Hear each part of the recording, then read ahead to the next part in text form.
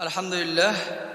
আচ্ছা মোহতারাম, ঘরের মধ্যে বিড়াল পালন করলে কোনো সমস্যা আছে কিনা, এবং বিড়ালের সাথে বিড়ালের মতো দেখতে যদি একটা কুকুরও পালন করে কোনো সমস্যা আছে কিনা, গুরুত্বপূর্ণ একটি বিষয়।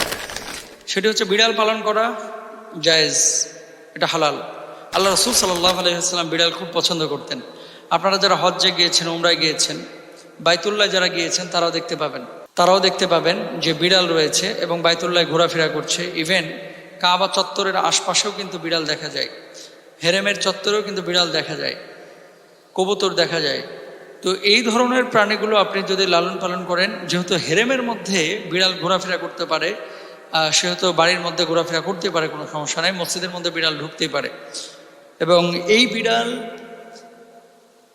আপনি ঘরের মধ্যে যদি পালন করেন, কিছু উপকারও রয়েছে। কিন্তু কুকুরের বিষয়টা সম্পূর্ণ ভিন্ন।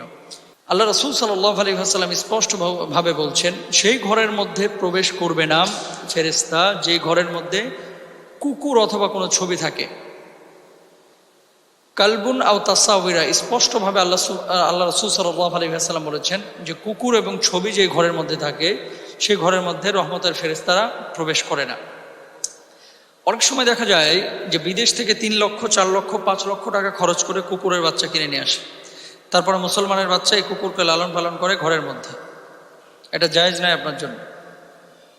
আপনি কি কুকুর চান নাকি আল্লাহর রহমতের ফেরেশতা চান? মনে রাখবেন, রহমতের ফেরেশতা যদি কোনো ঘরে না থাকে, সেই ঘরের মধ্যে ঝগড়া, ঝড় ঝঞ্ঝাট, মারামারি, হানাহানি এগুলো চলতে থাকবে। স্বামী স্ত্রীর মধ্যে মনোমালিন্যতা এগুলো চলতে থাকবে।